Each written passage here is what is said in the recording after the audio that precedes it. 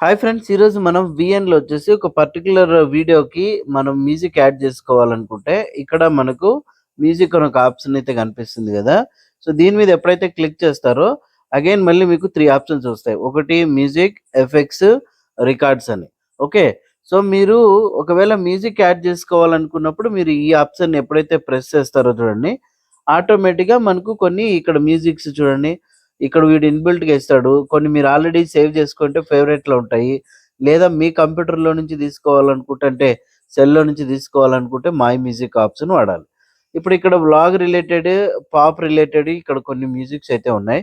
మీరు యూట్యూబ్‌కి పెట్టుకోవాలనుకుంటే స్ట్రైక్ రావచ్చు కాబట్టి, సో మీరేం చేస్తారంటే మీ దగ్గర ఏదైనా ఉంటే మ్యూజిక్స్ ఉంటే వాటిని వాడుకోవచ్చు. ఇక్కడ మై మ్యూజిక్ మీద ఎప్పుడైతే మీరు క్లిక్ చేస్తారో, సో ఇక్కడ ఆల్రెడీ మీ దగ్గర ఉంటే వాడుకోండి. లేదనుకుంటే ఇక్కడ కింద చూడండి మై మ్యూజిక్ అని ఉంది గదా!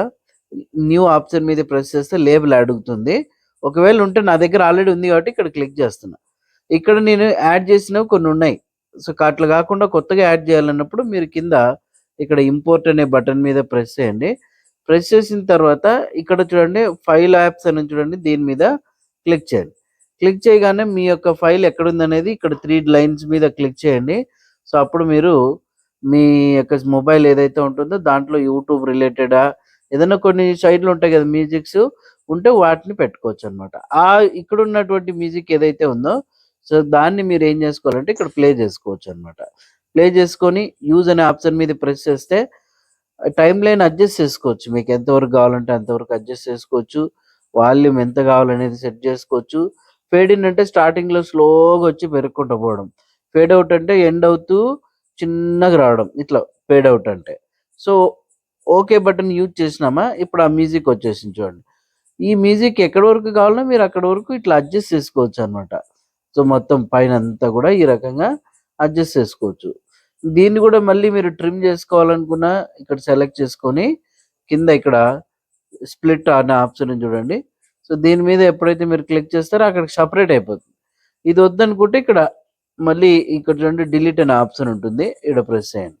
ఎప్పుడైతే మ్యూజిక్ ఆప్షన్‌ని ప్రెస్ చేస్తామో, ఆ మ్యూజిక్‌ని దానికి సంబంధించిన ఆప్షన్స్ అన్నీ ఇక్కడ వచ్చేస్తాయి మనకు. చూస్తున్నారు గదా! ఇవన్నీ అవే. ఓకే. సో, ఇప్పుడు ఇందులో ఆప్షన్స్ మీద మనం ప్రెస్ చేసామనుకోండి, ఇప్పుడు సేమ్ ఇంతకుముందు మనం తెలుసుకున్నట్టువే వస్తాయన్నమాట. తర్వాతొచ్చేసి ఇక్కడ మనకు లాక్ చేసుకోవాలనుకుంటే డిస్టర్బ్ కాకూడదనుకుంటే లాక్ ఆప్షన్ వాడొచ్చు. ఇదే డూప్లికేట్ కావాలనుకుంటే డూప్లికేట్ ప్రెస్ చేసుకోవచ్చనమాట. ఇట్లా మ్యూజిక్‌లో వస్తాయి. లేదా మీరు వాయిస్ ఓవర్ ఇవ్వాలనుకున్నప్పుడు మరీ ఇక్కడ క్లిక్ చేసి, ఇక్కడ మనకు వాయిస్ ఓవర్ అని ఉంటుంది చూడండి, రికార్డ్ అనే ఆప్షను. దీని మీద ఎప్పుడైతే మీరు ప్రెస్ చేస్తారో ఆటోమేటిక్‌గా ఇక్కడ చూడండి, మనం ఏదైతే మాట్లాడతామో రికార్డ్ బటన్ నొక్కితే మైక్ ఉందనుకోండి, ఏదైతే మాట్లాడతామో అదంతా గూడా వాయిస్ వచ్చేస్తుంది. నేను ఆల్రెడీ యూజ్ చేస్తున్నాను కాబట్టి అది రికార్డ్ అవుతుంది.